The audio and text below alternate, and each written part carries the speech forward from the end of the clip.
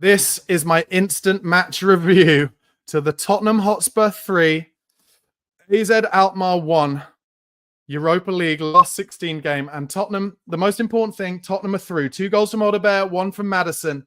But my God, were we hanging on by the edge of our seats. And I have to say, I have to start towards the end of the game, or certainly the second half of the second half.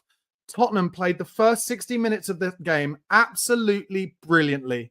Absolutely showed how huge Van de Ven and Romero are for Tottenham Hotspur. They added 15, 20% to that performance to what we've seen before. But listen, we won, so it'll look like it's the right decision now. But I was having kittens when he takes, when Ange Postecoglou took at 2-0 up, when we're absolutely dominating the game, all over them. The momentum is with us at 60 minutes, clearly pre-agreed. He takes Van de Ven off, and immediately we lost all the momentum. And immediately AZ Alkmaar started pinpointing Archie Gray down in that left-hand channel of the centre-backs, and they scored straight away from it. From a mistake between BERGVALL and Gray, I think it was. No, BERGVALL and Odegaard letting the ball go to each other, and they scored straight away. And we gave ourselves unnecessary trouble. But look, let's try and think of the positives. I've been saying it for months now, but actually just don't play Romero and Van de Ven in the league. Don't. Just don't. Just wrap them in cotton wool because they make us 20% better. They're so good. Other performances. Lucas BERGVALL, amazing. Obviously, Wilson Odegaard got the 2 goals. His first 2 goals for the club, incredible. Good lad. He played really well. But Lucas BERGVALL, he's 18, 19 years old. Bossing the game in central midfield, working hard in central midfield, like other central midfielders who are far more experienced and far older haven't been able to do this season for us. He was brilliant today. Absolutely brilliant. They're all pushing Wilson Odegaard towards the south stand to get his applause, and he deserves it. His best game for Spurs, and he is going to be trouble for opposition defences for us, but they should be pushing Lucas BERGVALL to that crowd, as far as I'm concerned. Jed Spence put in another incredible performance. But I'm going to say it again. I'm sorry to get back to some negatives, but even once we'd scored the 3rd goal, and it was a brilliant goal, an absolute picture book Ange Postecoglou goal, back to front, James Maddison on the half turn in his own half, taking a risk, beating 3 men, driving through midfield, finding Odegaard, finds Son, then Son back to Maddison. Listen, even after that, though, we then made 2 more substitutions, players who it took a while to get into the game, and we gave the impetus back to AZ Alkmaar. Am I just being too negative? Am I being mental? But would other teams not have controlled that game better? After we went 3-1 up, they had, AZ Alkmaar, 1 chance where they were 2-on-2 and had a 1-on-1, and 1 chance where they had a free header from 6 yards out, and they didn't score. Vicario made saves. And I know I shouldn't be finding any negatives because our season is still alive, and Decky Kulusevski there on the bench, and that's huge because hopefully we'll have Kulusevski back for the next round in a very difficult 2-legged tie against Eintracht Frankfurt. But it's incredibly hard to see us putting a dent in Eintracht Frankfurt, a team who've won a European trophy in the last few years, a team who've just demolished Ajax of Amsterdam home and away. It's very difficult to see us putting a dent in them when we sometimes make such naive decisions. And I'll say it again. Right now, I guess it looks for Ange like the right decision. Maybe Van de Ven's injured. I don't know. I hope not. Of course, I hope not. But that was his game. That was Ange's game there. And if AZ had got the next goal after 2-1, Ange would be out of a job now. I mean, he wouldn't have been sacked right now, but he would have been sacked in the morning, or sacked, at least metaphorically sacked, because he wouldn't have lasted by the end of till the end of the season. I don't know. Maybe he'll look at it and say, I made the right decisions, but that was a tough watch. The second half of the second half, and so frustrating because we were so good. That showed what we can be when we've got players at centre-back of the standard of Mickey Van de Ven and Christian Romero. I'll go through my team ratings. I'm sorry to be negative, guys. I really am. We're through. Quarterfinal, huge. And sometimes in adversity, you find a way to do things you haven't done before. And that's all I can hope that happens. Vicario, huge performance. Claimed some huge crosses.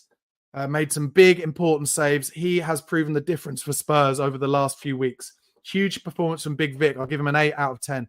Pedro Porro put in a good shift today. We needed him. And he showed some good attacking talent. He didn't get caught too much. They were pinpointing him, especially in that first half, with long balls over the top.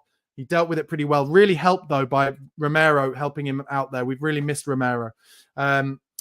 Jed Spence, another good performance. I'll give Porro a 7 out of 10. Jed Spence, I will give a 7.5 out of 10. Another great performance. Really put it in, set up a goal, endless running. What a player. We're so lucky to have him. Christian Romero, I'm going to give him a 7 out of 10. We've missed him. He played really well, but he made some fucking daft decisions at times. Twice where we had free kicks where he can just play it easy. He's trying to play balls in between the line and just kicks it straight to them so they can come on the transition. It just strikes of a little bit of complacency at times with Romero. At other times, he makes the right decision playing between the lines. We've missed his passing so much. He is a brilliant passer of the ball, but you've got to pick your times. And when you're leading and it's, it's thin, your lead is thin and you don't want to give the opposition even a sniff, don't just kick it to them from a free kick. Move them around. Mickey van der Ven, 9 out of 10. Maybe could end up being the best defender I've seen play at Spurs. He has everything.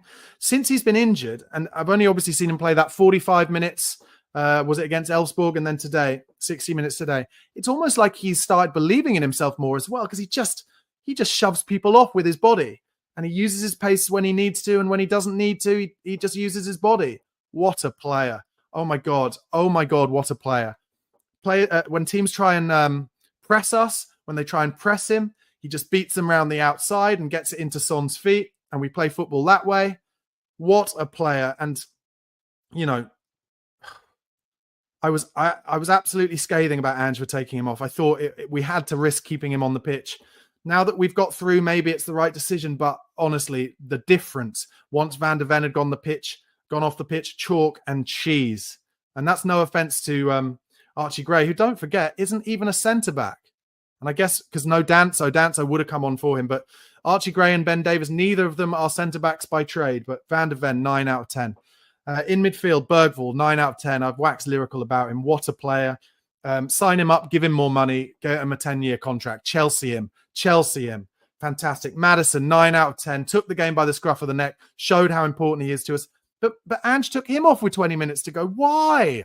What if that game had gone to extra time? Maddison was the one keeping the ball for us in midfield and scoring a goal and setting up other goals. Why did he take him off? A mad decision. He takes him off in every game. Why? It must be to do with fitness and him knowing more to do with the data. But fucking hell, if that had gone to extra time, we had no creativity on. He took Madders and Odebear off, but Maddison played really well. Pap Sarr, 6.5, 7 out of 10, got his body in the way, picked up scraps, used his engine. He's on better form than he was, but it wasn't brilliant.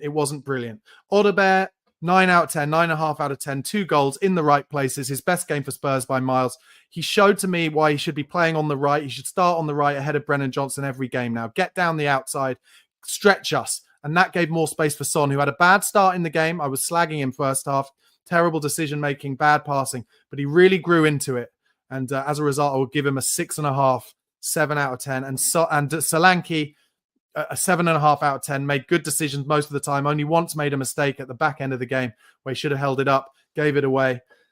But overall, I'll try and end this on a positive. Tottenham are through to the quarterfinals of the Europa League. The season goes on. Now, as far as I'm concerned, Ange Postecoglou, you still have a job. I don't care if we get absolutely dicked against Fulham at the weekend. I'm sorry, I just don't. You wrap those players, Solanke, Van der Ven, Romero, in cotton wool. You do not play them at the start of games.